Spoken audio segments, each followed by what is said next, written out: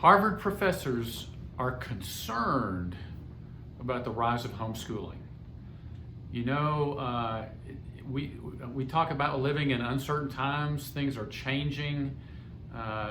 We've seen a dramatic increase in homeschooling. That's all over the country. In Texas, we're seeing a historic number of kids withdraw from the public school. People are choosing to homeschool in numbers that we've never seen before. And there's a great positivity. We've seen polls that show 40 to 60% of parents that used homeschooling last spring are considering doing that again this fall. We've got online learning in the public schools that in Texas is going to continue probably for the next 3 or 4 weeks.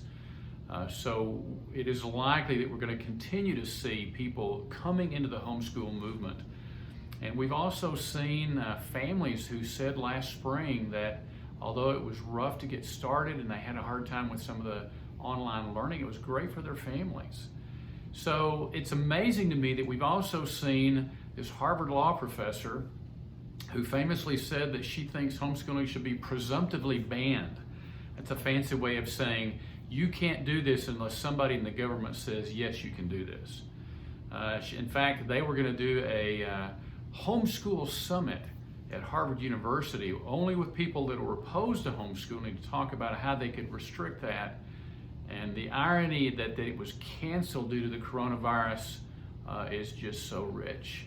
And yet in the meantime, last spring we had basically 50,000 kids in the country that were being homeschooled. And now that Harvard law professor has come out and she and a cohort are saying that they are concerned about the rise of the number of people who are homeschooling because they're concerned that these parents, you can't trust these parents.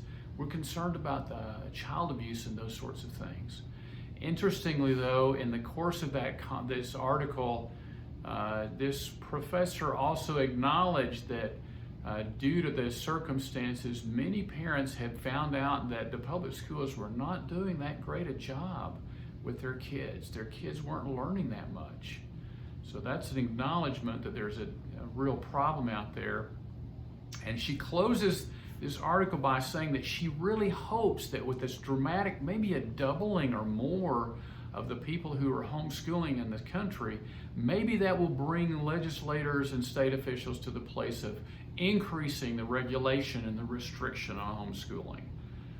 But she closes with a comment where she says, but you know, it's possible that all these people that get to homeschool with all this freedom, they might resist regulation that restricts that freedom. And in Texas, we call that an understatement.